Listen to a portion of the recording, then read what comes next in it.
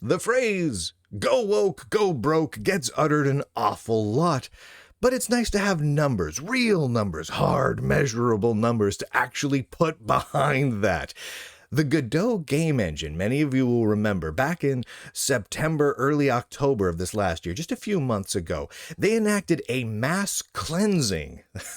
This is a real thing, of any of their supporters who were not sufficiently woke. It was a pretty wild time for this open source video game engine. And in the wake of that, the monthly supporters of the Godot engine dropped off dramatically. Over 26%. They literally have lost $160,000 per year in monthly donations in the wake of their mass cleansing of people who were not sufficiently woke. So go woke, go broke. Yeah, it happens in a very big way.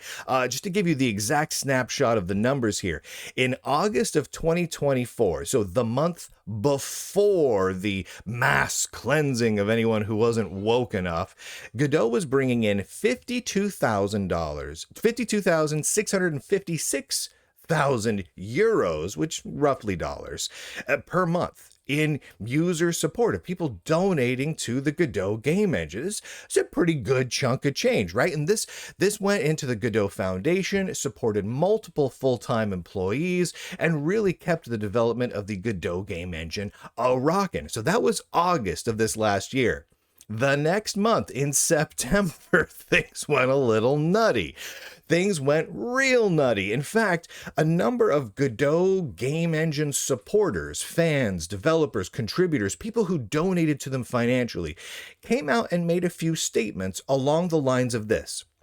I think a video game engine should focus on being a video game engine and not on political causes. Or let's focus on software, not politics. These sorts of statements were being made by a large number of people who were fans of the Godot video game engine.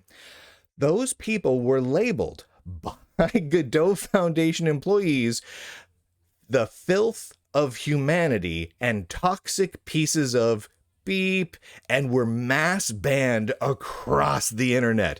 The Godot Foundation, they banned them from their X account or Twitter account, on GitHub for source control, their forums, their chat boards, everything. They just started banning people left and right.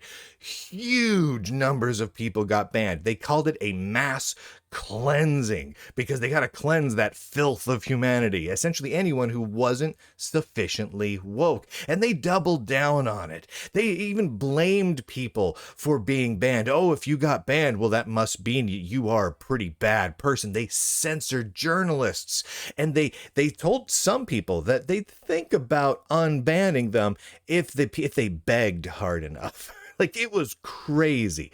It was a wild time in the open source world. Now, it's reasonable to assume that things are going to be a little choppy after something as crazy as that, right? The donations are going to go up and down. It's going to be a roller coaster. You're going to have a lot of people screaming from different sides of the argument, whatever, right? So we need to wait. We needed to wait a few months to see how things settled, to see how things leveled out. So when all was said and done, what long-term real impact did all of this have on the bottom line of the Godot game engine? Because remember, they were bringing over 52,000 euros per month. Well, as of now, today is January 20th. So as of January 20th, 2025, they're bringing in 38,000 euros per month, which is, if you're doing the math, a pretty doggone hefty drop. They dropped 14,000 euros per month in regular monthly donations, or over a 26% loss. That is a loss of over 168,000 euros per year that they lost in the wake of throwing their little temper tantrum of banning and cleansing anyone who wasn't sufficiently woke. I'd call that a pretty massive impact. If you're looking for a good case study of go woke, go broke, Godot certainly is it. Now, they're not broke at this point. They're still bringing in enough cash to keep operating. But if you're losing 14,000 euros a month, well, that's an employee or a couple employees, depending on what kind of employee you're talking about, that you no longer get to have.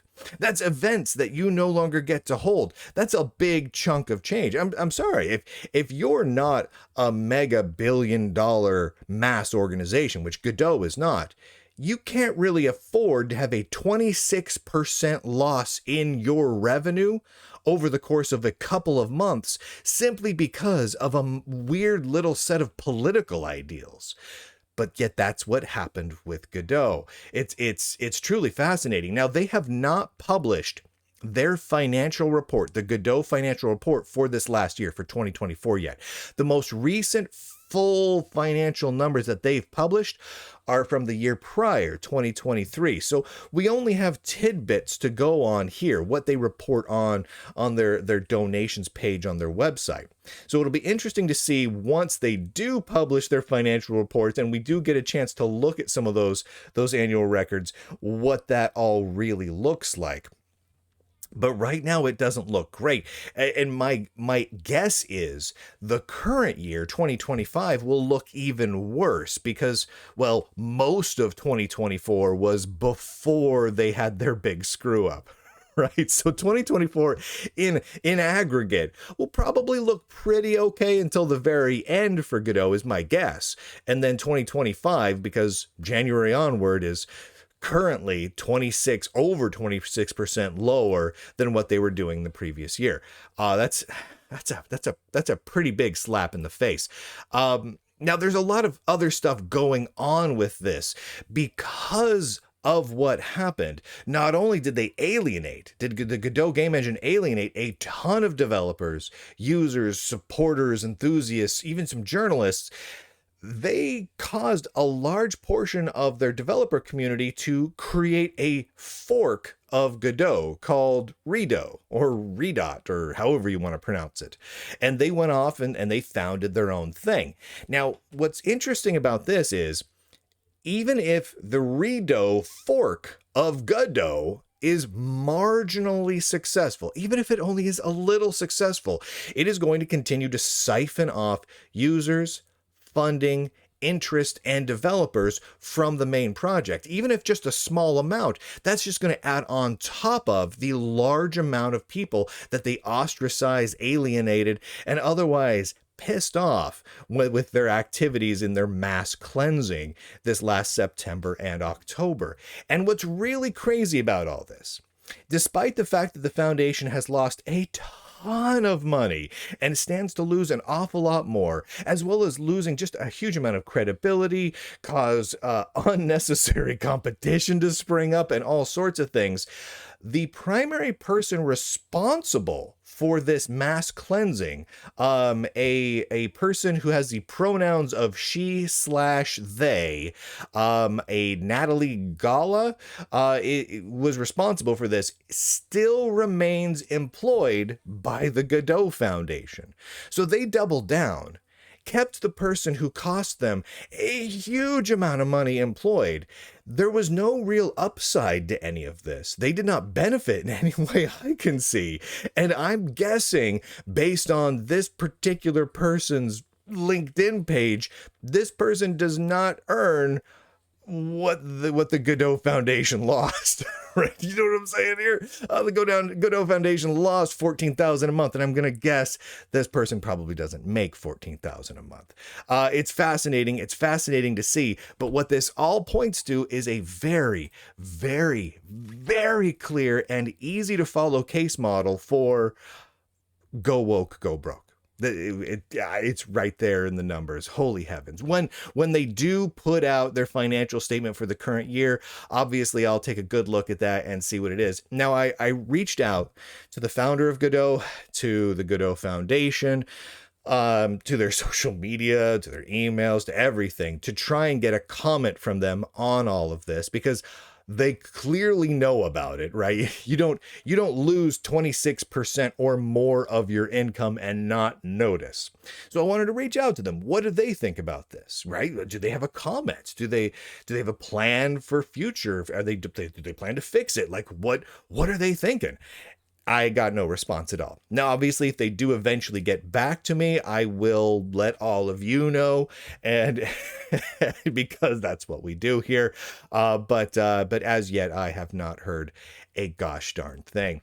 Thank you to the Lunduke Journal subscribers who make my reporting possible. Go to lunduke.com. You can find all the places to listen, to watch the podcast, the videos. It's on a ton of different platforms. We're all over the friggin' place. You can support the Lunduke Journal on local, Substack, Patreon, or even on Itch.